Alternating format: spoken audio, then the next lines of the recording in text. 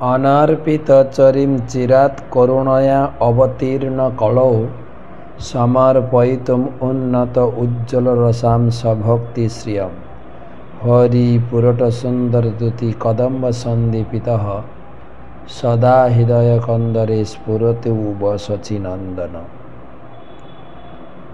वन्दे अहं श्रीगुरो श्रीयुतपदकमलं श्रीगुरून् वैष्णवांश्च श्रीरूपं साग्रजातं सहगण रघुनाथान्वितं तं सजीवं साद्वैतं सावधूतं परिजनसहितं कृष्णचैतन्यदेवं श्रीराधाकृष्णपादान् सहगण ललिता श्रीविशाखान्वितांश्च नमः विष्णुपादाय कृष्णप्रेष्ठाय भूतले श्रीमते भक्तिवेदान्त स्वामिनिति नामिने। नमस्ते सारस्वते देवे गौरवाणी प्रचारिणे निर्विशेषशून्यवादी पाश्चात्यदेशतारिणे। जय श्री कृष्ण चैतन्य प्रभु नित्यानंद श्री अद्वैत गदाधर श्रीवासदि श्री गौरभक्तबिंद। हरे कृष्णा कृष्ण कृष्ण हरे हरे, हरे राम राम राम हरे हरे।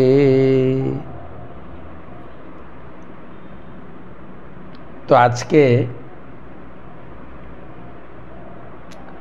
गुंडीचा मार्जन लीलार अल्प किछु श्लोक बाकी आछे, ओटा शेष करब, तारपरे रथयात्राते प्रवेश करब।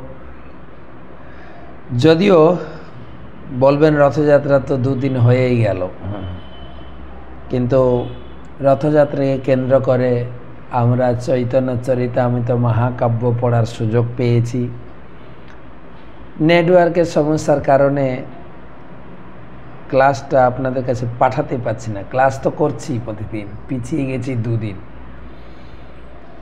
तो पाठाते पारछि, सेई कारणे एकटु लेटे जाच्छे। तो যাই হোক, चैतन्य चरितामृत महाकाव्य पढ़ार सुयोग एवं आपनारा श्रवण करছেন, সেই জন্য পড়তে পাচ্ছি।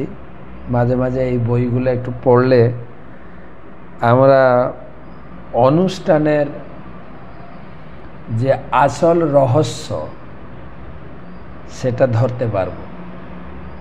না হলে উৎসব আমরা করছি। হ্যাঁ, কালকে আমি পড়ব রথযাত্রায় মহাপ্রভু কিভাবে নৃত্য করেছিলেন, সেই অধ্যায়টাও শেষ করে এর পরের অধ্যায়। তো আজকে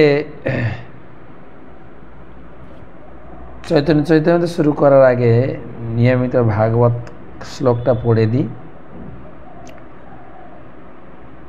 नारायणं नमस्कृत्य नरं चैव नरोत्तमं देवीं सरस्वतीं व्यासं ततो जयं उदीरयेत्। आमादेर आज के 904तम भागवत रसमाधुरी सेमिनार आमी बांग्लादेशे पहुँचालाम आज के। तो आज थेके प्राय 10-15 दिन बांग्लादेशे काटाबो। बांग्लादेश थेके आशा करी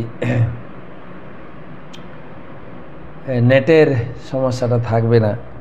যাই হোক, আজকে তো ক্লাস করতে পারছি, দেখা যাক।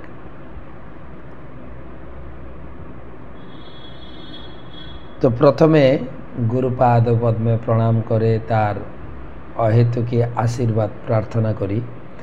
नमो ओं विष्णुपादाय कृष्णप्रेष्ठाय भूतले श्रीमते जयपताका स्वामिनिति नामिने। नमो आचार्यपादाय निताय कृपा प्रदायिने गौरकथा धामदाय नगर। चतुर्थ स्कंध अष्टविंशति अध्याय 44तम श्लोक 42। परे ब्रह्मणि चात्मानं परम ब्रह्म तथात्मनि विक्षमाणो विहायक्षम अस्मात् उपररामः। এইভাবে রাজা মলধ্বজ দর্শন করেছিলেন যে পরমাত্মা তার পাশে বসে রয়েছেন এবং জীবাত্মা রূপে তিনিও পরমাত্মার পাশে বসে রয়েছেন। তারা উভয়ই একত্র থাকার ফলে তাদের ভিন্ন স্বার্থ ছিল না। এইভাবে তিনি জড়জাগতিক কার্যকলাপ থেকে সম্পূর্ণরূপে নিবৃত্ত হয়েছিলেন। ভগবত ভক্তির উন্নত স্তরে ভক্ত তার নিজের স্বার্থ ও ভগবানের স্বার্থের মধ্যে কোনো পার্থক্য দর্শন করেন না। উভয় স্বার্থই যখন একাকার হয়ে যান, কারণ ভক্ত তখন ভগবানের সেবা ব্যতীত অন্য কোনো উদ্দেশ্যে কার্য করেন না। তিনি যা কিছুই করেন তা সবই পরমেশ্বর ভগবানের স্বার্থে। সেই সময় তিনি সব কিছুই ভগবানের দর্শন করেন, ভগবানকে সব কিছুতে দর্শন করেন। উপলব্ধির এই স্তর প্রাপ্ত হয়ে তিনি জড়জগৎ ও চিৎ জগতের মধ্যে কোনো পার্থক্য দর্শন করেন না। এই জড়জগৎ ভগবানের বহিরঙ্গ শক্তি হওয়ার ফলে তার চিন্ময় দৃষ্টিতে এই জড়জগৎ ও চিন্ময় জগতে পর্যবসিত হয়। শুদ্ধ ভক্তের কাছে শক্তি ও শক্তিমান অভিন্ন, তাই তথাকথিত জড়জগৎ তার কাছে চিন্ময় হয়ে সর্বম খলিদং ব্রহ্ম, সব কিছুই পরমেশ্বর ভগবানের সেবার নিমিত্ত। এবং নিপুণ ভক্ত তথাকথিত যে কোনো জড়বস্তুকে ভগবানের সেবায় ব্যবহার করতে পারেন। চিন্ময় স্তরে অধিষ্ঠিত না হলে ভগবানের সেবা করা যায় না। তাই তথাকথিত জড়বস্তুকে যদি ভগবানের সেবায় ব্যবহার করা হয় তাহলে তার আর কোনো জড়ত্ব থাকে না। এইভাবে বিশুদ্ধ দৃষ্টিতে শুদ্ধ ভক্ত সব কিছুই চিন্ময় রূপে দর্শন করেন।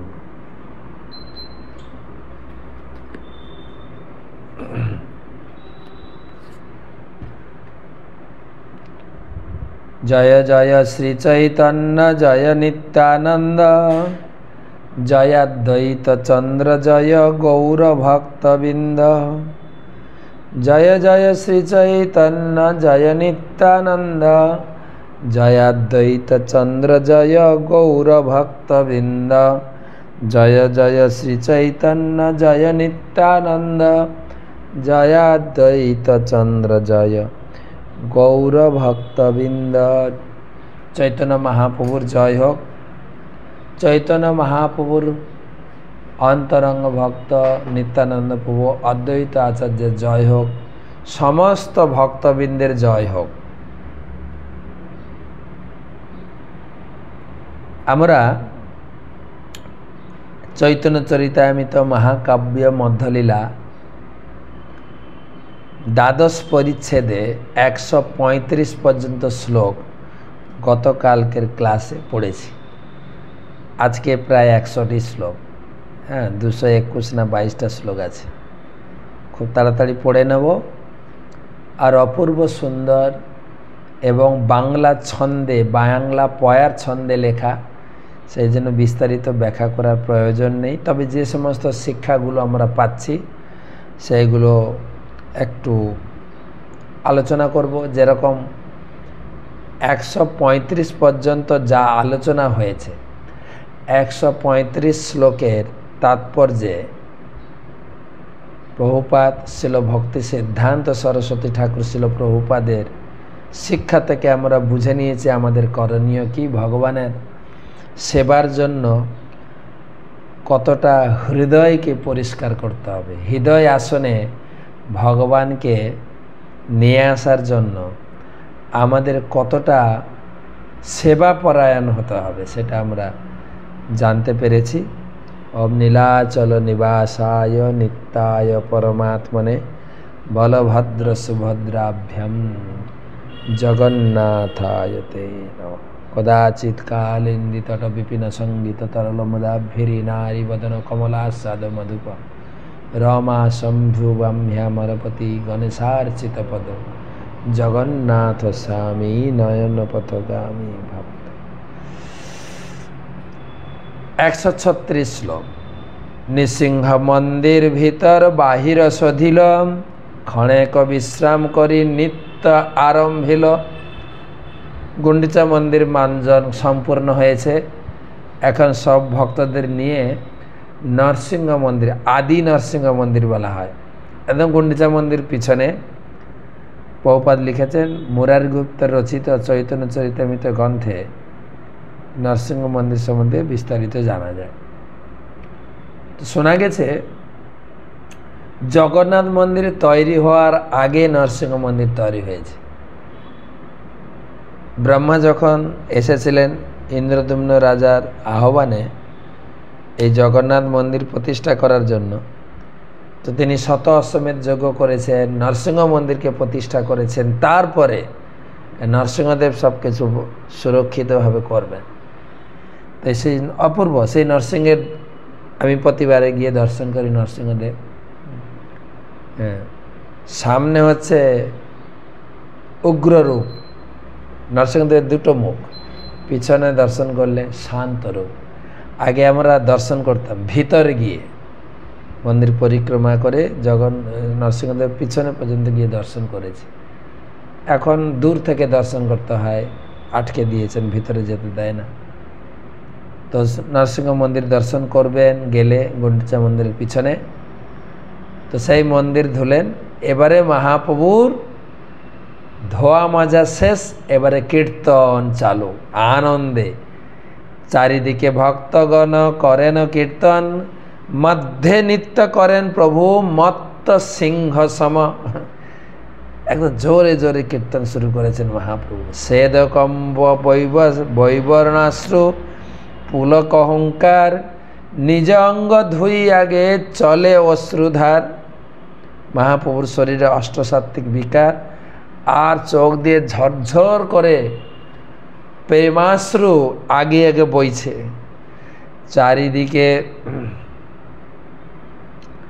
চারিদিকে ভক্তঙ্গ কৈল পক্ষালন, শ্রাবণের মেঘ যেন করে বরিশন। চোখ দিয়ে ঝরঝর করে অশ্রু বইছে, নিজের শরীর তো ধুইছে, আবার জোরে জোরে পিচকিরি দিয়ে জল বেরোচ্ছে, যা দিয়ে অন্য ভক্তদের শরীরও ভিজে যাচ্ছে। যেন শ্রাবণের মেঘ, অন্যান্য সময় মেঘ, এটা চলছে আষাঢ়ের মেঘ, বৃষ্টি হয়। কিন্তু শ্রাবণের মেঘ মানে হচ্ছে প্রবল বর্ষধারা, সেজন্য শ্রাবণের মেঘের দৃষ্টান্ত দিয়েছে। হ্যাঁ, যেরকম ভাগবতমে প্রথম স্কন্ধে নবম অধ্যায় সেখানে বর্ণনা করা হয়েছে, ভীষ্মদেব যখন বাণ নিক্ষেপ করতেন অর্জুনকে বাণ বিদ্ধ করার জন্য, শ্রাবণের বর্ষার ধারার মতো বাণ, একসঙ্গে অনেক বাণ, তো সেই রকম পিচকারি দিয়ে জল বেরোচ্ছেন একসঙ্গে, প্রচুর জল।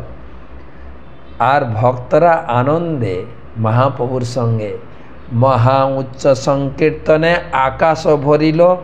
এত জোরে জোরে কীর্তন হচ্ছে, আকাশ ভরে গেছে। প্রভুর উদ্দণ্ড নৃত্যে ভূমিকম্প হইল। বর্ষা, গর্জন, ভূমিকম্প সব একসঙ্গে। লেখার কীরকম মাধুরীমা দেখেন কবিরাজ গোস্বামী। স্বরূপের উচ্চজ্ঞান প্রভুরে সদা ভাই, আনন্দে উদ্দণ্ড নৃত্য করে গৌর রায়। গান গাইছেন কে? স্বরূপ দামোদর। স্বরূপ দামোদরের গানে মহাপ্রভুর খুব তাল এসে যেত, ভাব এসে যেত, আর আনন্দে উদ্দণ্ড লাফাচ্ছেন জোরে জোরে করে গৌর রায়। কবিরাজ গোস্বামী যেন দেখে দেখে লিখছেন, আর আমরা যেন পড়তে পড়তে দর্শন করছি। বাস্তবিক পক্ষে কবিরাজ গোস্বামী লিখেছেন আদিলীলার অষ্টম পরিচ্ছেদে, এই গ্রন্থ লিখাই মরে মদন মোহন। এই গ্রন্থ আমি লিখছি না, মহাপ্রভু জিহ্বাতে বসে আছেন আর মদন মোহন লিখাচ্ছে, সেই জন্য এত সুন্দর বর্ণনা। সেই জন্য যদিও গুন্ডিচা মার্জন হয়ে গেছে, রথের দুদিন হয়ে গেছে, আমি জাস্ট পড়ে শোনাতে চাইছিলাম। আপনারা চৈতন্য চরিতামৃত নিয়েছেন, আস্বাদন করুন গ্রন্থটাতে কি আছে। চৈতন্য চরিত অমৃত, অমৃত। এই মত কতক্ষণ নিত্য যে করিয়া বিশ্রাম করিলা প্রভু সময় বুঝিয়া। আচার্য গোসাইর পুত্র শ্রীগোপাল নাম নিত্য করিতে তারে আজ্ঞা দিল গৌরধাম। অদ্বৈত আচার্যের পুত্র মহাপ্রভু নৃত্য করতে করতে তিনি বিশ্রাম নিলেন। এবারে হচ্ছে এই গোপাল তুমি নাচো। অদ্বৈত আচার্যের পুত্র গোপাল নাচা শুরু করেছে। প্রেমাবেশে নৃত্য করি হইলা মূর্ছিতে, অচেতন হইয়া দেহ পড়িলা ভূমিতে, এবং অচেতন হয়ে পড়ে গেছে। আস্তে আস্তে আচার্য তারে কইল, আস্তে আস্তে আচার্য তারে কইল কোলে, শ্বাস রহিত দেখি আচার্য হইলা বিকলে। এমন মূর্ছিত হয়েছে নাক দিয়ার নিঃশ্বাস যাচ্ছে না, মনে মারা গেল নাকি। অদ্বৈত আচার্য খুব চিন্তিত হয়ে গেছেন। আর অদ্বৈত আচার্য হাতে জল নিয়ে নৃসিংহ মন্ত্র পড়ি মারে জল ছাটি, উগ্রং বীরং মহাবিষ্ণুম জলন্তম সর্বতোমুখম নৃসিংহং ভীষণং ভদ্র মৃত্যু মৃত্যু নমাম্যহম। জোরে জোরে জলের ছাটি মারছে। আর অদ্বৈত আচার্যের হুঙ্কার, তো হুঙ্কারে শব্দে ব্রহ্মাণ্ড ফাটি যায়, জোরে জোরে উচ্চারণ করে। অনেক করিল তবু না হয় চেতন, আচার্য কান্দেন কান্দে সর্বভক্তগণ। জ্ঞান ফিরছে না, আর সবাই কান্নাকাটি শুরু করেছেন। অদ্বৈত আচার্য হাউ হাউ করে কাঁদছে। তবে মহাপ্রভু তার বুকে হস্ত দিলম, উঠহ গোপাল বলি উচ্চস্বরে, উঠ গোপাল হরে কৃষ্ণ। শুনিতেই গোপালের হইল চেতন, হরি বলি নৃত্য করে সর্বভক্তগণ। আর যেই মহাপ্রভু বলছে এই গোপাল উঠো, আর গোপাল উঠে জোর জোর করে কীর্তন করা শুরু করছে, নাচা শুরু করছে, আর সবাই তার সঙ্গে নাচছেন। তবে কৃষ্ণদাস কবিরাজ গোস্বামী তিনি বলছেন, এই লীলা বর্ণী আছেন দাস বৃন্দাবন, অতএব সংক্ষেপে করিলু বর্ণন। এই আরও বিস্তারিত বর্ণনা আপনারা পাবেন চৈতন্য ভাগবতে। বৃন্দাবন দাস ঠাকুর লিখেছেন। এখন চৈতন্য ভাগবতটি আবার প্রিন্ট হয়েছে, আমাদের অনেক দিন প্রিন্ট ছিল না। মায়াপুরে নবরূপে প্রকাশিত হয়েছে, নবরূপে প্রিন্টিং হয়েছে, আপনারা সংগ্রহ করতে পারেন বা অর্ডার করতেও পারেন, বা পার্শ্ববর্তী মন্দিরগুলোতে পাবেন। তো প্রভুপাদ ছোট্ট একটা তাৎপর্য দিয়েছেন, এটি বৈষ্ণবাচার। পূর্বর্তন কোনো আচার্য যদি কোনো বিষয়ে ইতিমধ্যে লিখে থাকেন, তাহলে নিজের ইন্দ্রতৃপ্তি সাধনের জন্য অথবা পূর্বর্তন আচার্যবর্গকে অতিক্রম করার জন্য এই বিষয়ে কিছু লেখা উচিত নয়। কোনো বিশেষ উদ্দেশ্য সাধনের প্রয়োজন ব্যতীত তার পুনরাবৃত্তি করা উচিত নয়। তবে মহাপ্রভু ক্ষণেক বিশ্রাম করিয়া স্নান করিবারে গেলা ভক্তগণ লইয়া। কোথায় স্নান করতে গেলেন? ইন্দ্রদ্যুম্ন সরোবরে। তীরে উঠে পড়েন প্রভু শুষ্ক বসন, নৃসিংহদেবে নমস্করি গেলা উপবন। উপবন মানে ওই গুন্ডিচা মন্দিরের উপবন, পিছনে বিশাল বাগান, নারকেলের বাগান, বাদাম গাছের বাগান, কাজু বাদামের বাগান, খুব সুন্দর।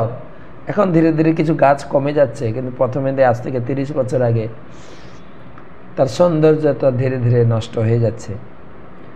উদ্যানে বসিলা প্রভু ভক্তগণ লইয়া, তবে বাণী না দাইলা মহাপ্রসাদ। এবার প্রসাদ খাওয়া লীলা শুনেন। সেবা হলো, নৃত্য হলো, স্নান হলো, এবার প্রসাদ। কি কি প্রসাদ পেলেন? মহাপ্রভুর চরিত্রে দুটো জিনিস দেখা যায়। নাচো গাও ভক্ত সঙ্গে কর সংকীর্তন, বড়ই মধুর মহাপ্রভুর বচন। নাচো গাও, কীর্তন করো, ভক্তদের সঙ্গে প্রসাদ, বাস, এটাই ছিল। এখন তো অনেক রকম কোর্স, সেমিনার, আগে এগুলো ছিল না। মহাপ্রভুর চরিত্রের, সেই জন্য বলছেন চৈতন্য চন্দ্রের দয়া করহ বিচার, বিচার করিলে চিত্তে পাইবে চমৎকার। চমৎকার চৈতন্য মহাপ্রভুর চমৎকারিতা। কি প্রসাদ, প্রসাদটা শুনে রাখি।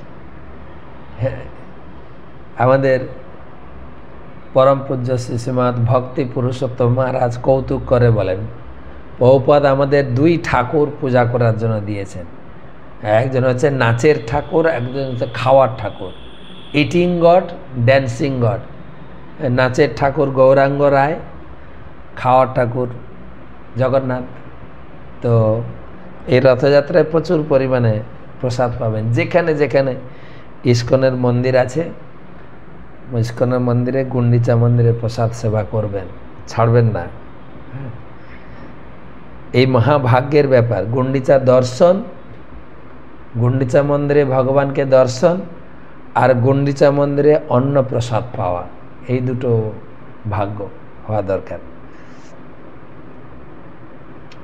কাশী মিশ্র তুলসী পড়িছা, দুইজন ৫০০ লোক যত করে ভজন, তত পিঠা পানা সব পাঠা, তত অন্ন পিঠা পানা সব পাঠাইল। দেখি মহাপ্রভুর মনে সন্তোষ হইল। প্রায় ৫০০ জনের প্রসাদ এসে, ৫০০ লোক প্রসাদ এসে, প্রায় ৫০০ জনের মতো প্রসাদ পাঠিয়েছে পুরী মন্দির থেকে। একদম পুরী গোসাই কারা কারা ছিলেন কিছু ছোট করে লিস্ট দিয়েছে। পুরী গোসাই, পুরী গোসাই মানে পরমানন্দ পুরী, পুরী গোসাই মহাপ্রভু, ভারতী ব্রহ্মানন্দ, ব্রহ্মানন্দ ভারতী, এগুলো মহাপ্রভুর সব গুরু ভাই। অদ্বৈত আচার্য আর প্রভু নিত্যানন্দ, আচার্য রত্ন, আচার্য নিধি, শ্রীবাস গদাধর, শঙ্কর নন্দন আচার্য আর রাঘব বক্রেশ্বর। এরা প্রভু পাজ্ঞা পাইয়া বসে আপনে সার্বভৌম, পিণ্ডার উপরে বসে, পিণ্ডার উপরে প্রভু বৈশে লইয়া ভক্তগণ। সব উপরে সারিতে বসেছেন, এইটা পঙ্গত, আর পিড়িতে বসেছেন। এখন যেরকম উল্টো হয়েছে, চেয়ারে বসে ডাইনিং টেবিলে খাই, আগে ছিল উঁচুতে বসে নিচে খাওয়া, পিড়িতে বসে নিচ থেকে নিয়ে খাওয়া। কেননা শরীরটাকে এঁঠো থেকে দূরে রাখতে হয়, নালে এঁঠো হয়েছে। সেজন্য পিণ্ডার উপরে প্রভু বইসে লইয়া ভক্তগণ। তার তলে করি অনুক্রম, উদ্যান ভরি বৈশে ভক্ত করিতে ভজন। সারি সারি করে বসছে।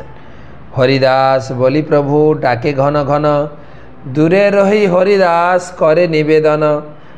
ভক্ত সঙ্গে প্রভু করো অনুপ্রসাদ অঙ্গীকার, এ সঙ্গে বসিতে যোগ্য মহি নহি ছাড়, নহি মুই ছাড়।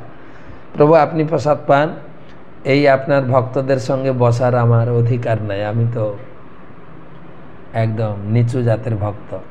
পাছে মরে প্রসাদ গোবিন্দ দিবে বহির্দ্বারে, মন জানি প্রভু পুনঃ না বলিল তারে। আমি গোবিন্দের কাছ থেকে নিয়ে প্রসাদ পাবো। আর মহাপ্রভু তার ভাব বুঝে তাকে আর বিরক্ত করলেন না। স্বরূপ গোস্বাই, জগদানন্দ দামোদর, কাশীশ্বর গোপীনাথ, বাণীনাথ শঙ্কর পরিবেশন করে তাহা এই 7 জন। মধ্যে মধ্যে হরিধ্বনি করে ভক্তগণ, হরি বল হরি বল হরি বল। 7 জন পরিবেশন করছেন। পলিন ভজন কৃষ্ণ পূর্বে যাইছে কইল, সেই লীলা মহাপ্রভুর মনে স্মৃতি হইল। পুলিন ভজন মানে জঙ্গলে বসে কৃষ্ণ খেতে পছন্দ করতেন, গোচারণে গিয়ে সেটা মনে এসে গেছে। মহাপ্রভু তো কৃষ্ণই। যদ্যপি প্রেমাবেশে প্রভু হইলা অস্থির, সময় বুঝিয়া প্রভু হইলা কিছুদিন। মহাপ্রভু মনে এসে গেছে আমি এখন গোচারণে আমার সখাদের সঙ্গে খাচ্ছি, ভিতরে ভাব এসে গেছে, কিন্তু সামলে বলছে না, সামলে। প্রভু কহে মোরে দেহ লাফরা ব্যঞ্জনে, পিঠাপনা অমৃত গুটিকা দেহ ভক্তগণে। মহাপ্রভু বলছে আমি সন্ন্যাসী, আমার এত ভোজন করা ঠিক না, পিঠাপানা বিশেষ করে ছানা পনির, আমাকে লাফরা ব্যঞ্জন দাও আর সবাইকে ভালো ভালো জিনিসগুলো দাও। লাফরা ব্যঞ্জন মানে হচ্ছে সামান্য চচ্চড়ির মতো এক প্রকার ব্যঞ্জন বিশেষ, মাখা অন্যের সঙ্গে তা মিশিয়ে দুঃখী লোকেরা পরিবেশন করা হয়। অমৃত গুটিকা ক্ষীরে ফেলা মোটা পুরি, যাকে বলা হয় অমৃতসরা বলি, ক্ষীরপলিও বলে অনেক সময়, ক্ষীরপলি। তো লাফরা ব্যঞ্জন। এখনও আমার বাড়ি যে অঞ্চলে সেখানে লাফরা কথাটা রয়েছে। আর লাফরা ব্যঞ্জন না হলে মহোৎসব হবে না, মহাপ্রভুর ভোগ হবে না। এখনও আছে লাফরা ব্যঞ্জন, মানে কিছু সবজি একসঙ্গে মিশে, যেটা মিক্স সবজি বলে ইংরেজিতে। তবে এর মুখ্য অনেকগুলো সবজি থাকে, বা বর্তমান এখন নতুন নাম হয়েছে, মিক্স সবজিও বলছে না, বলছে নবরত্ন, নতুন নাম এসছে। হ্যাঁ, 9 প্রকার সবজি। তো 9 প্রকার এরকম কোনো 5-6টা সবজি থাকে। এর 5-6টা সবজির মধ্যে মুখ্য সবজি থাকে কুমড়া, বেশিরভাগ সিংহভাগটা কুমড়া থাকে, বাকি অন্যান্য সবজি আলু, মেটে আলু, কখনো কখনো পুঁই শাকের ডাঁটা দেওয়া হয়, আরও অনেক কিছু থাকে। লাফরা ব্যঞ্জন। সর্বজ্ঞ প্রভু জানেন যারে যেই ভাই, তারে সেই দেওয়াই প্রসূদ স্বরূপ দ্বারায়। মহাপ্রভু জানেন কে কী খেতে ভালোবাসে। স্বরূপকে বলে তাকে পনিরটা দাও, তাকে পকোড়াটা দাও, তাকে পিঠে দাও। আর এই হচ্ছে পরিবেশন। যে যেটা পছন্দ করে সেটা দিলে সে খুশি হয়। এটা যারা পরিবেশন করে তাদেরকে জানতে হবে। কিন্তু আমি আমার মায়ের কাছে শুনেছি, মা বলতেন, হ্যাঁ, রান্না যেরকম হচ্ছে হোক, ঠিক করে যদি তুই পরিবেশন করতে পারিস তাহলে লোকে খেয়ে খুব মজা পাবে, খুব আনন্দ পাবে। হ্যাঁ, কেউ ডালের পাতলা জল খেতে পছন্দ করে, তাকে উপরে জল দেবে। কেউ নিচের ঘন জিনিস খেতে পছন্দ করে, কেউ সবজির জুস খেতে পছন্দ করে, কেউ সবজির জুস ছাড়া সবজি খেতে পছন্দ করে। সবজির ভিতরে আবার ভাগ আছে। আলু পটলের সবজি হলে কেউ বলবে শুধু 2টো আলু দাও, কেউ বলবে 2টো পটল দাও, কেউ বলবে একটু রসা দাও। তো আন্দাজে সার্ভিস করলে হবে না, না গড়ে দিয়ে চলে যাব, তাতে লোকে খুশি হয় না। সেই জন্য বলছেন যে যেটা পছন্দ করে, যারে যেই ভাই, চৈতন্য চরিতামৃতে লিখেছেন। দেখে এখান থেকে তো কমপক্ষে শিখতে পারি। জগদানন্দ বেড়ায় পরিবেশন করিতে, প্রভুর পাতে ভালো দ্রব্য দেন আচম্বিতে। আর জগদানন্দ বেড়াচ্ছেন, ঘুরে বেড়াচ্ছে, প্রভু যেটা নেবেন না জোর করে দিচ্ছে। জগদানন্দ কে ছিলেন জানেন কৃষ্ণলীলায়? সত্যভামা। উনি মহাপ্রভু এই সন্ন্যাসটা একদম দেখতে পাচ্ছেন না। তুমি কেন সন্ন্যাস? তুমি তো ভক্তারাম যজ্ঞ তো তপসাম, সব জিনিস তুমিই ভোগ করবে। জোর জোর করে দেয়। আর মহাপ্রভু নাও বলতে পারে না। যদ্যপি দিলে প্রভু তারেন করে রোষ, ছলে বলে তবু দেন, দিলে সে সন্তোষ। মহাপ্রভু রেগে যাচ্ছেন, তবুও দিচ্ছেন। পুনরূপী সেই দ্রব্য করে নিরীক্ষণ, তার ভয়ে প্রভু কিছু করে না। দেওয়ার পরে দেখে প্রভু আমার দেওয়া জিনিসটা খাচ্ছে কি না, হ্যাঁ, টেরা চোখে তাকাচ্ছেন। আর মহাপ্রভু দেখছেন ও তাকিয়ে আছে, একটু একটু করে খাচ্ছেন। না খাইলে জগদানন্দ করিবে উপবাস, তার আগে কিছু খান মনে এই ত্রাস। জগদানন্দ খুব করে দিই, আমি দিয়েছি, না খেলে জগদানন্দ 3 দিন উপবাস করবে। তার ভয়ে মহাপ্রভু একটু একটু খাচ্ছেন। এই কাহিনী আমাদের জগদানন্দের কাহিনী কখনো হলে বলবো। পুরীতে অনেক লীলা আছে জগদানন্দের, খুব সুন্দর সুন্দর লীলা। সরব গোসাই ভালো মিষ্ট প্রসাদ লইয়া, প্রভুকে নিবেদন করে আগে দণ্ডাইয়া। এই মহাপ্রসাদ অল্প করহ আস্বাদন, দেখো জগন্নাথ কইছে করাইছে ভজন। সর্বদামোদর বলছেন প্রভু একটু মিষ্টি খান, অনুরোধ করছেন। জগন্নাথ খেয়েছেন, আপনিও দেখুন। তার অনুরোধে মহাপ্রভু নিয়েছেন। সরব দামোদর অনুরোধ করছেন, জগদানন্দের অনুরোধ নাই, জোর করে দেবেন।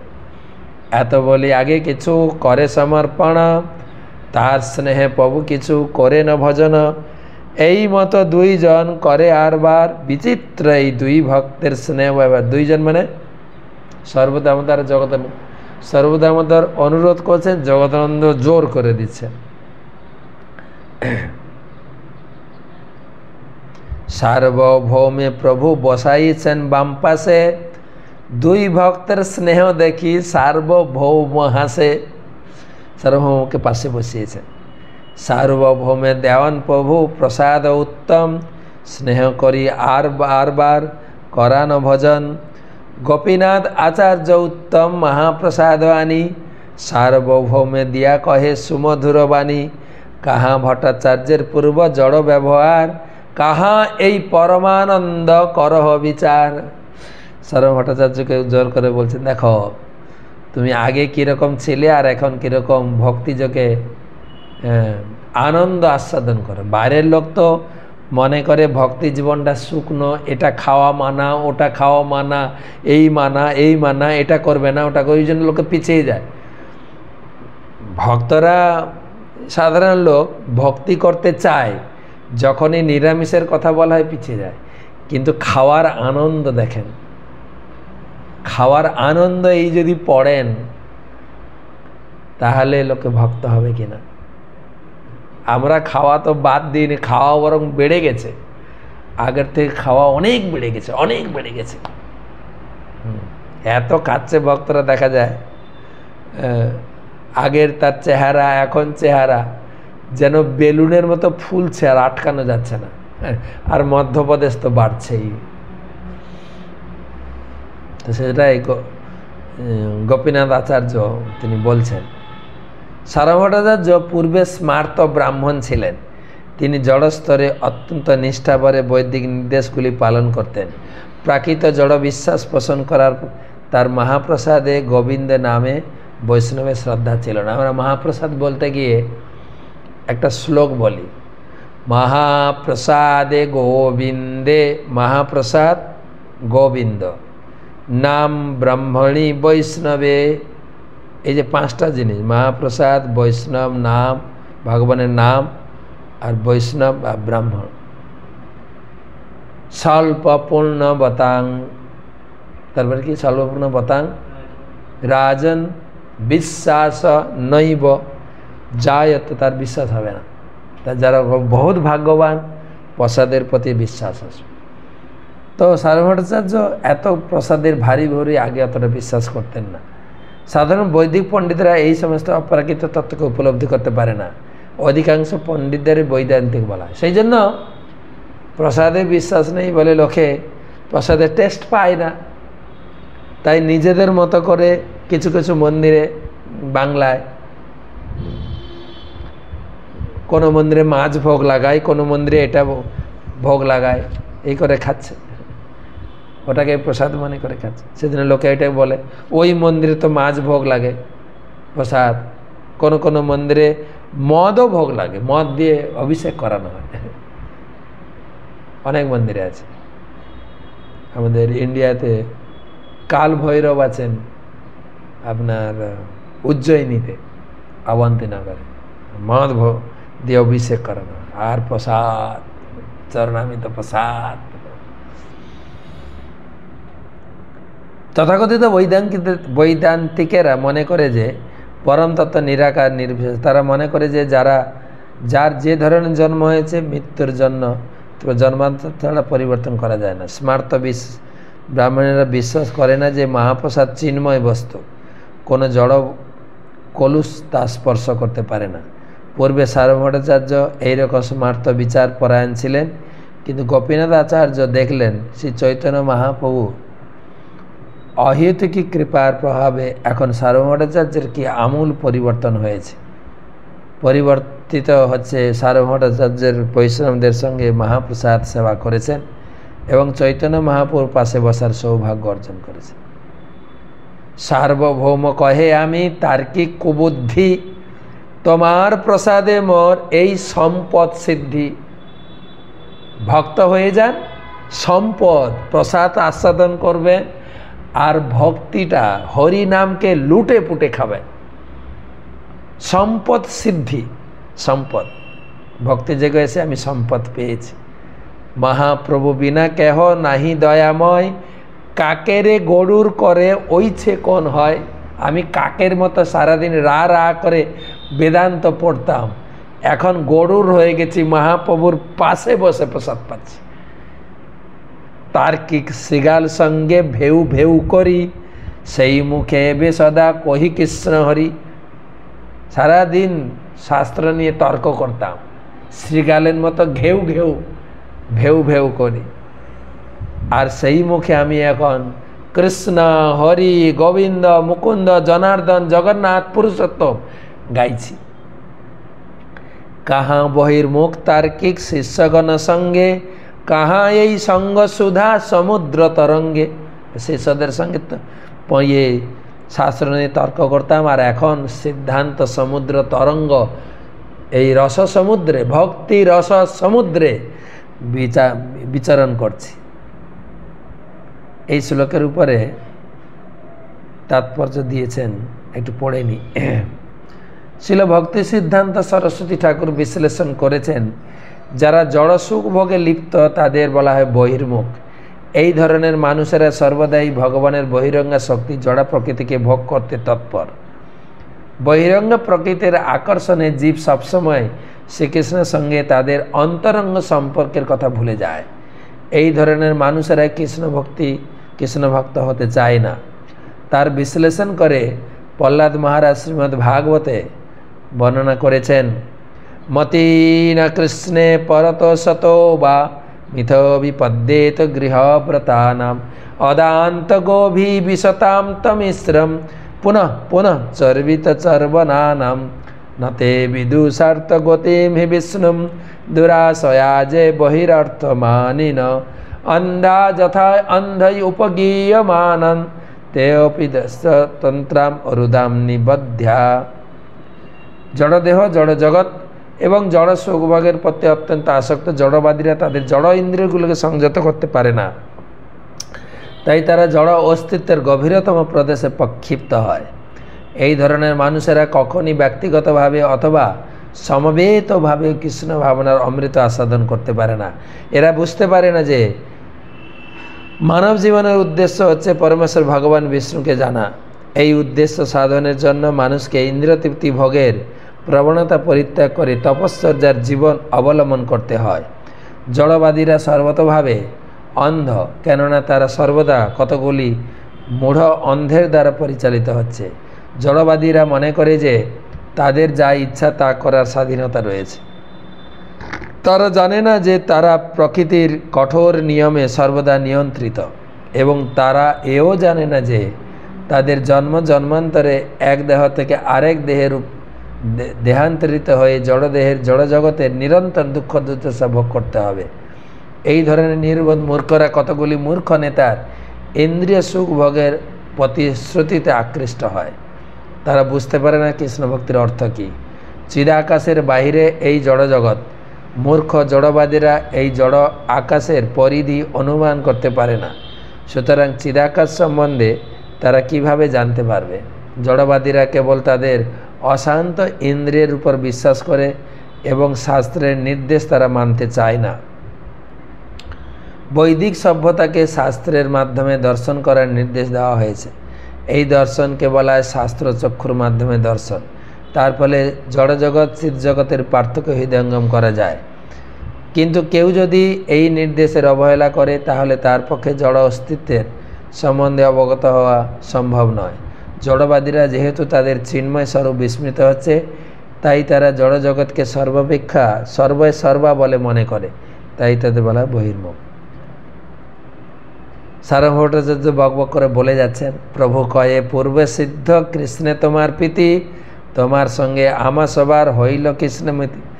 মহাপ্রভু সারঙ্গ ভট্টাচার্যের সুনাম করছেন, বুঝে দেখো তুমি তো প্রথম থেকেই জগন্নাথের সেবা করতে, তোমার তো প্রথম থেকেই জগন্নাথের বড় ভক্ত, তোমার সঙ্গে এসে আমাদের জগন্নাথের ভক্তি আরও বেড়েছে। ভক্ত মহিমা বাড়াইতে ভক্তে সুখ দিতে, মহাপ্রভু বিনা অন্য নাহি ত্রিজগতে। তবে প্রভু প্রত্যেকে সব ভক্তের নাম লইয়া পিঠাপানা দেওয়াইল প্রসাদ করিয়া। প্রভু 500 জনের সবার নাম নাম করে খাওয়াচ্ছেন, একে এইটা দাও, ওকে ওইটা দাও। অদ্বৈত নিত্যানন্দ বসিয়াছেন এক ঠাই, 2 জনের ক্রীড়া কলহ লাগিল তথায়। অদ্বৈত আর নিত্যানন্দ সবসময় কলহ, ক্রীড়া কলহ, আনন্দ কলহ। অদ্বৈত করে অবধূতের সঙ্গে এক পংক্তি, ভজন করিলু না জানি কি হবে গতে। আরে কার সঙ্গে বসে আমি খাচ্ছি? অদ্বৈত আচার্য প্রভু বলছেন আমার জাত গেল। প্রভু তো সন্ন্যাসী, উহার নাহি অপচয়, অন্য দোষে সন্ন্যাসীর নাহি দোষ নাহি হয়। নামনা দশেন স্মস্করি এই শাস্ত্র প্রমাণ আমি গৃহস্থ ব্রাহ্মণ আমার দশস্থান আমি এই অদ্বৈতের কি বলে নিত্যানন্দ অবধূতের সঙ্গে বসে খাচ্ছি কি হবে। জন্মকুল শিলাচার না জানি যাহার তার সঙ্গে এক পংক্তি বড় অনাচার। এর জন্ম টন্ম কোথায় হয়েছে কে জানে, কার সঙ্গে বসে খাচ্ছে। নিত্যানন্দ কহে তুমি অদ্বৈত আচার্য অদ্বৈত সিদ্ধান্ত বাধে শুদ্ধ ভক্তি কার্য। তুমি অদ্বৈত না, অদ্বৈতবাদী, হ্যাঁ ভক্তির বিরোধী। তোমার সিদ্ধান্ত সঙ্গ করে যেই জন এক বস্তু বিনা সেই অদ্বৈত নাহি মানে তোমার সিদ্ধান্ত সঙ্গে করে যেই জনে এক বস্তু বিনা সেই দ্বিতীয় নাহি মানে তোমার সঙ্গ, হ্যাঁ তোমার সঙ্গেও আমার গেল, তুমি অদ্বৈত সব এক করে মানো। অদ্বৈতবাদীরা বিশ্বাস করে না যে ভগবান হচ্ছেন একমাত্র আরাধ্যা, জীব হচ্ছে নিত্য। দ্বৈত, জীব আলাদা, ভগবান আর তুমি অদ্বৈত, হ্যাঁ সব এক করে মানো। তোমার সঙ্গ পেয়ে আমার যে কি হবে, দুজনে ঝগড়া, প্রেম কলহ। অদ্বৈতবাদীদের মতে ভগবান ও জড় জীব জড় অবস্থায় ভিন্ন ভিন্ন হতে পারে, কিন্তু চিন্ময় স্তরে তাদের কোনো ভেদ নেই। একে বলে অদ্বৈত সিদ্ধান্ত। অদ্বৈতবাদীরা মনে করে ভগবত ভক্তিতে জড় কার্যকলাপ, তাই তারা ভক্তি কার্যকে কর্মফলের অন্তর্গত কার্যকলাপ বলে মনে করে। অদ্বৈতবাদীদের এই ভ্রান্তি ভক্তিপথের বিরাট প্রতিবন্ধক। প্রকৃতপক্ষে অদ্বৈত আচার্যের সঙ্গে নিত্যানন্দ প্রভুর এই ক্রীড়াকলহ সমস্ত ভক্তদের একটি শিক্ষা দেওয়ার জন্য। নিত্যানন্দ প্রভু দেখিয়ে দিতে চেয়েছিলেন মায়াবাদীদের অদ্বৈত সিদ্ধান্ত বা নির্বেদ ব্রহ্মচার্যবাদে সঙ্গে অদ্বৈত প্রভুর প্রচারিত শুদ্ধ অদ্বৈত জ্ঞানকে এক বলে আপাতত প্রতীয়মান হলেও প্রকৃতপক্ষে শ্রীহরির অভিন্ন বিগ্রহ অদ্বৈত আচার্য প্রভুর যে অদ্বৈত সিদ্ধান্ত তা শুদ্ধ ভক্তি ছাড়া আর কিছু নয়। শুদ্ধ ভক্তি সিদ্ধান্তে বলা হয়েছে বদন্তি তত্ত্ব তদ্বিদস তত্ত্বম যজ জ্ঞানম অদ্বয়ম ব্রহ্মেতি পরমাত্মেতি ভগবান ইতি শব্দতে। পরম তত্ত্ব ব্রহ্ম, পরমাত্মা ভগবান, এই সিদ্ধান্ত মায়াবাদীদের সিদ্ধান্তের সঙ্গে এক নয়। শ্রী অদ্বৈত আচার্যকে আচার্য উপাধি দেওয়া হয়েছিল কেননা তিনি শুদ্ধ ভক্তি প্রচার করেছিলেন। এখানে অদ্বৈত সিদ্ধান্ত মানে অদ্বৈত জ্ঞান। এই ক্রীড়া কলহের মাধ্যমে নিত্যানন্দপুর প্রকৃতপক্ষে অদ্বৈত আচার্যের মহিমা কীর্তন করেছেন। শ্রীমদ্ ভাগবতের সিদ্ধান্ত অনুসারে বৈষ্ণব সিদ্ধান্ত প্রেরণ করেছেন। এটি ছান্দোগ্য উপনিষদে একম বৈ অদ্বৈতম মন্ত্রের সিদ্ধান্ত। ভক্ত জানেন যে বৈচিত্র্যের মধ্যে এক রয়েছে। বৈদিক শাস্ত্রের মন্ত্রগুলি নির্বিশেষবাদীদের অদ্বৈত সিদ্ধান্ত অনুমোদন করে না। বৈষ্ণব সিদ্ধান্ত বৈচিত্র্যহীন নির্বিশেষবাদী স্বীকার করেন না। ব্রহ্মা বৃহৎ বস্তু, তার মধ্যে সব কিছু এবং সেটিকেই হচ্ছে একত্ব।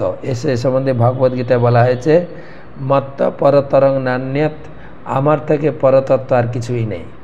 তিনিই হচ্ছেন আদিতত্ত্ব, কেননা সব কিছু তার থেকে প্রকাশিত। তাই সব কিছুর সঙ্গে তিনি যুগপৎ ভিন্ন অভিন্ন, তার থেকে প্রকাশিত হয়েছে। ভগবান সর্বদাই বিবিধ চিন্ময় কার্যকলাপে লিপ্ত, কিন্তু কৈবল্যাদ্বৈতবাদীরা তা চিন্ময় চরিত্র হৃদয়ঙ্গম করতে পারে না। শক্তি ও শক্তিমান যদিও এক ও অভিন্ন, কিন্তু শক্তিমানের শক্তিতে বৈচিত্র্য রয়েছে। শক্তি ও শক্তিমান এক হলেও তার বৈচিত্র্য আছে। তাতে স্বগত, স্বজাতীয়, বিজাতীয় ভেদ বা জ্ঞেয়, জ্ঞাতা এবং জ্ঞান, এই তিনটি অবস্থা নিত্য বর্তমান। জ্ঞেয়, জ্ঞান, জ্ঞাতার নিত্যত্ব হেতু ভক্তরা পরমেশ্বর ভগবানের নাম, গৌর লীলা ও পরিকর আদির নিত্যত্ব অবগত। ভক্তরা কখনো মায়াবাদীদের কৈবল্যাদ্বৈতবাদ স্বীকার করেন না। জ্ঞেয়, জ্ঞান ও জ্ঞাতার পৃথক অধিষ্ঠান না স্বীকার করলে চিন্ময় বৈচিত্র্য অনুভব করা সম্ভব নয় এবং চিন্ময় বৈচিত্র্যজনিত অপ্রাকৃত আনন্দ আস্বাদন করা সম্ভব নয়। কৈবল্য সিদ্ধান্ত প্রচ্ছন্ন নাস্তিকবাদের বৌদ্ধ শূন্যবাদেরই নামান্তর। অদ্বৈত আচার্যের সঙ্গে ক্রীড়া কলহের মাধ্যমে নিত্যানন্দ প্রভু কৈবল্যদত্ত খণ্ডন করেছেন। বৈষ্ণবেরা অবশ্যই স্বীকার করেন যে বাস্তব বস্তু এক এবং শ্রীকৃষ্ণ ব্যতীত অপর বস্তুতে যে দ্বিতীয় প্রকৃতি তা মায়া। মায়া দুই প্রকার, জীব মায়া ও গুণমায়া। গুণ মায়া ও প্রকৃতি প্রধান ভেদে দুই প্রকার। এখানে শ্রীকৃষ্ণ প্রতীতি, সেখানে দ্বিতীয় প্রতীতি নেই। প্রহ্লাদ মহারাজের মতো শুদ্ধ ভক্ত সব কিছুকেই এক এবং কৃষ্ণরূপে দর্শন করতেন। তাই তিনি বলেছেন, কৃষ্ণা গ্রহ ঘৃতাত্মা নবেদ জগদীশ্বরম, ভাগবতমে বলা হয়েছে, যিনি কৃষ্ণ ভাবনাময় তিনি জড় চেতনের পার্থক্য দর্শন করেন না। তিনি সব কিছুই কৃষ্ণ সম্বন্ধে দর্শন করেন, তাই তার কাছে সব কিছু চিন্ময়। অদ্বৈত জ্ঞান দর্শনের মাধ্যমে শ্রী অদ্বৈত আচার্য শুদ্ধ ভগবত ভক্তির মহিমা কীর্তন করেছেন। শ্রী নিত্যানন্দ প্রভু এখানে ক্রীড়া কলহের মাধ্যমে নির্বিশেষবাদী কেবলাদ্বৈতবাদের নিন্দা করে অদ্বৈত প্রভুর যথার্থ অদ্বৈত সিদ্ধান্তের প্রশংসা করেছে। হেন তোমার সঙ্গে মোর একত্রে ভজন, না জানি তোমার সঙ্গে কইছে কে হয় মন। নিত্যানন্দ প্রভু অদ্বৈত আচার্য বলছে, তোমার সঙ্গে খেয়ে আমার যে মন দূষিত হয়ে গেল কে জানে। সঙ্গের প্রভাবে চেতনা প্রভাবিত হয়। নিত্যানন্দ প্রভু বলেছেন, অভক্তের সঙ্গ থেকে খুব সাবধানে দূরে থাকা উচিত। এক গৃহস্থ ভক্ত শ্রী চৈতন্য মহাপ্রভুকে বৈষ্ণব আচার সম্বন্ধে জিজ্ঞাসা করেন। চৈতন্য মহাপ্রভু বলেন, অসৎসঙ্গ ত্যাগ এই বৈষ্ণব আচার, স্ত্রী সঙ্গী এক অসাধু কৃষ্ণ ভক্ত আর। দদাতি প্রতিগৃহাতি গুজ্জমাখ্যাতি পিচ্ছতি ভুংতে ভজতে চব ষড়বিধং প্রীতিলক্ষণম। ভুংতে ভজয়তের মাধ্যমে নির্দেশ দেওয়া হচ্ছে কেবল ভক্তদের সঙ্গে ভোজন করা উচিত, খুব সাবধানতার সঙ্গে অভক্তের দেওয়া খাবার প্রত্যাখ্যান করা উচিত। ভক্তদের পক্ষে কখনই অভক্তদের দেওয়া খাবার খাওয়া উচিত নয়, বিশেষ করে হোটেলে, রেস্টুরেন্টে কিংবা এরোপ্লেনে খাবার। নিত্যানন্দ প্রভু এখানে বুঝিয়েছেন যে মায়াবাদীদের সঙ্গে অথবা প্রচ্ছন্ন মায়াবাদী সহজে বৈষ্ণবদের সঙ্গে খাওয়া উচিত নয়, কেননা তার সঙ্গে জড় আসক্তি বৃদ্ধি পায়। আর কয়টা শ্লোক আছে পড়ে দিই। এই মতো দুইজনে করে বলা বলি, ব্যজস্তি করে দুহে যেন গালাগালি, তবে প্রভু সর্ব বৈষ্ণবের নাম লইয়া মহাপ্রসাদ দেন মহা অমৃত সিঞ্চে। মহাপ্রভু নাম ধরে ধরে সকলকে মহাপ্রসাদ দিচ্ছেন। ভজন করি উঠে সবে হরিধ্বনি করি, হরি হরি বল, হরিধ্বনি উঠিল সর্ব স্বর্গ মর্ত ভরি। তবে মহাপ্রভু সব নিজ ভক্তগণে সবার শ্রীহস্তে দিলা মাল্য চন্দনে। তারপর মহাপ্রভু সবাইকে মালা চন্দন পরান, খাওয়ার পরে মালা চন্দন। শুধু মালা পরালে হবে না, মালা চন্দনে সাজাবো তোমারে, মালা চন্দন লাগবে। তবে পরিবেশক স্বরূপ আদি সাতজন গৃহের ভিতরে কইল প্রসাদ ভোজন। প্রভুর অবশেষে গোবিন্দ রাখিল ধরিয়া, সেই অন্ন হরিদাসের কিছু দিল গিয়া। গোবিন্দ মহাপ্রভুর প্লেটটা নিয়ে হরিদাসকে দিলেন। ভক্তগণ গোবিন্দ পাশ কিছু মাগি নিল, সেই মহাপ্রসাদ গোবিন্দ আপনি খাইল। হরিদাসকে কিছু দিলেন, সমস্ত ভক্তদের কিছু দিলেন, নিজে কিছু খেলেন। স্বতন্ত্র ঈশ্বর প্রভু করে নানা খেলা, ধোয়া পাকলা নাম কইল এক লীলা।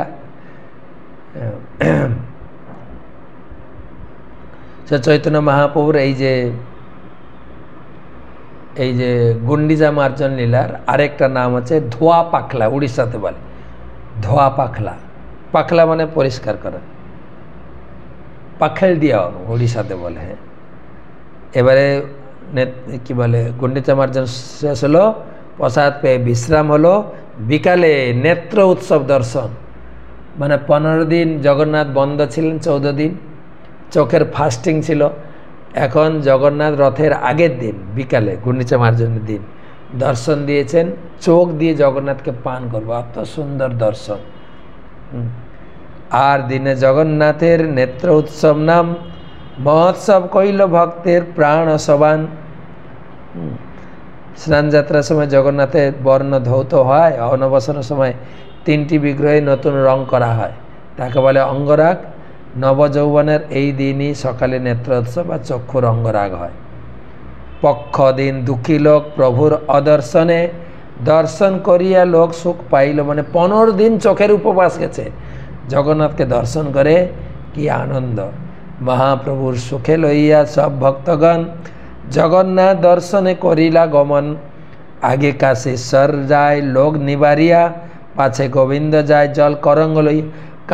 কাশীশ্বর পণ্ডিত আগে যাচ্ছেন, লোক সরাচ্ছেন, আর গোবিন্দ মহাপ্রভুর পিছনে যাচ্ছেন জল নিয়ে, পা ধোয়ানো জল। করঙ্গ মানে হচ্ছে একটা কি বলা যায় ঘটি, যাতে পা ধোয়ার জল নিয়ে যাচ্ছে। আর কে কে যাচ্ছেন? প্রভুর আগে পুরী, পরমানন্দ পুরী, ভারতী, বমানন্দ ভারতী, দোহার গমন, স্বরূপ অদ্বৈত দুহের 502 জন। পাছে পাছে চলে যায় আর ভক্তগণ, উৎকণ্ঠাতে গেলা সব জগন্নাথ ভবন। দর্শন লোভতে করি মর্যাদা লক্ষণ, ভোগমণ্ডপে যাইয়া করে শ্রীমুখ দর্শন। দর্শনের লোভে ওখানে আর নিয়ম টিয়ম কেউ মানছে না, কে আগে যাবে হুড়মুড় করে দর্শন করে। ভোগমণ্ডপে ঢুকে গেছে। ভগবানের শ্রী বিগ্রহ উপাসনায় বহু বিধিনিষেধ রয়েছে, যেমন ভগবান জগন্নাথের ভোগ নিবেদন করা হয়, সেখানে যাওয়া নিষেধ। কিন্তু 15 দিন জগন্নাথকে দর্শন না করার ফলে অত্যন্ত উৎকণ্ঠিত হয়ে শ্রী চৈতন্য মহাপ্রভু মর্যাদা লঙ্ঘন করে ভোগ মণ্ডপে ঢুকে গেছেন জগন্নাথের শ্রীমুখ দর্শন করার জন্য। তৃষ্ণার্ত প্রভুর নেত্র ভ্রমর যুগল, গাঢ় তৃষ্ণায় পিয়ে কৃষ্ণের বদন কমল। চোখ যেন মহাপ্রভু ভ্রমরের মতো হয়ে গেছে, আর জগন্নাথের মুখ পদ্মে চোখ একদম, মহাপ্রভুর চোখ একদম সেঁটে গেছে, মধু পান করছেন। গাঢ় তৃষ্ণায় পিয়ে পান করে, বহুদিন যেন পান করেনি, 14 দিন জগন্নাথের দর্শন হয়নি। প্রফুল্ল কমন যিনি যুগল নয়ন, নীলমণি দর্পণ কান্তি গণ্ড ঝলমল। সে জগন্নাথের নয়ন যুগল প্রস্ফুটিত পদ্মফুলের সৌন্দর্যকে পরাভূত করেছিল। তার গলদেশ নীলকান্তমণি নির্মিত দর্পণের মতো ঝলমল করেছিল।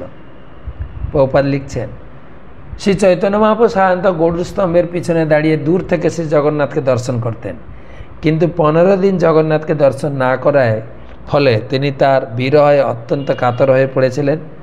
তাই তিনি জগন্নাথের শ্রীমুখ দর্শন করার জন্য ভোগ মন্দিরে প্রবেশ করে গেছিলেন। 210 শ্লোকে এই আচরণ মর্যাদা লক্ষণ বলে বলা হয়েছে। শ্রেষ্ঠ ব্যক্তির খুব কাছে আসা উচিত নয়, ভগবানের শ্রীবিগ্রহ এবং গুরুদেবকে দূর থেকে দর্শন করা উচিত। একে বলা হয় মর্যাদা রক্ষা। তা না হলে অধিক ঘনিষ্ঠতার ফলে শ্রদ্ধার হানি হওয়ার সম্ভাবনা থাকে। কখনো কখনো ভগবানের শ্রীবিগ্রহ অথবা গুরুদেবের কাছে আসার ফলে কনিষ্ঠ ভক্তের অধপতন হয়। তাই ভগবানের বিগ্রহ গুরুদেবের সেবকদের সবসময় খুব সতর্ক থাকা উচিত, কেননা সেই সেবায় কোনো রকম অবহেলা করা অপরাধ হতে পারে। শ্রী চৈতন্য মহাপ্রভু নয়ন যুগলকে তৃষ্ণার্ত ভ্রমণের সঙ্গে তুলনা করা হয়েছে এবং জগন্নাথের নয়ন যুগলকে প্রস্ফুটিত কমলের সঙ্গে তুলনা করা হয়েছে।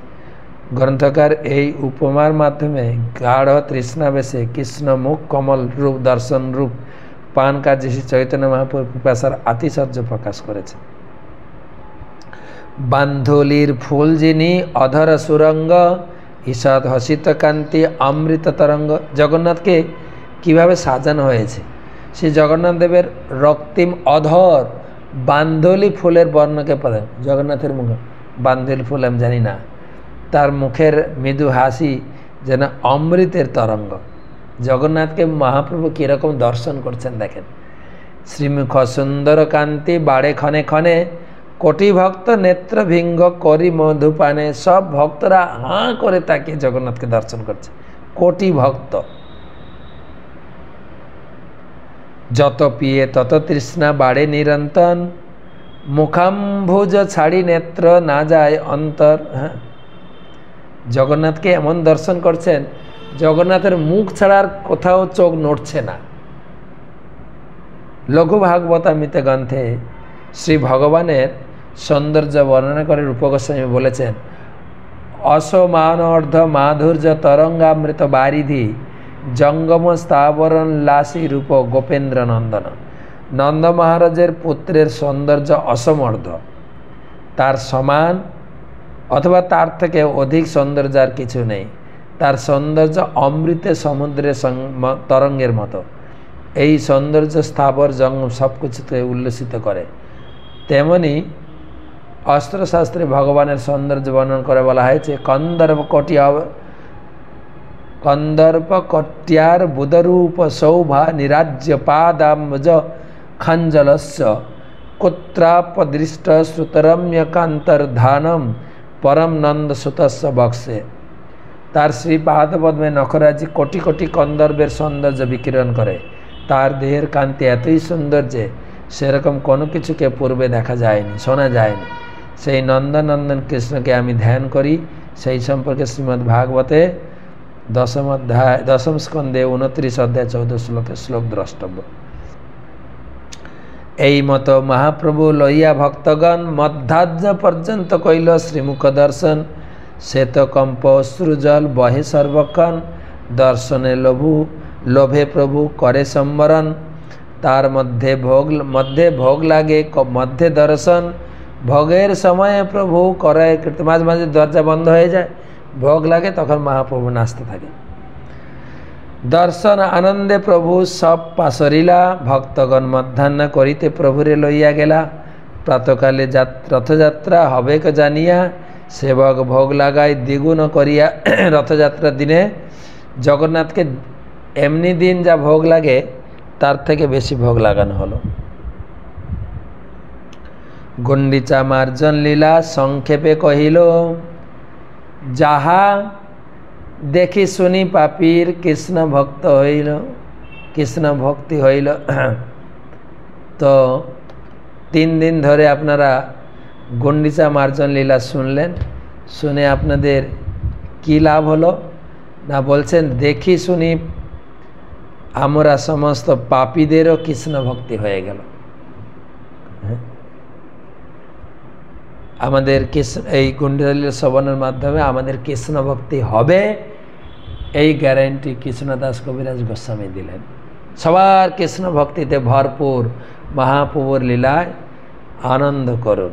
শ্রীরূপ রঘুনাথ পদে যারাস, চৈতন্য চরিতামৃত কহে কৃষ্ণদাস। ইতি শ্রী গুন্ডিচা মার্জন লীলা নামক শ্রী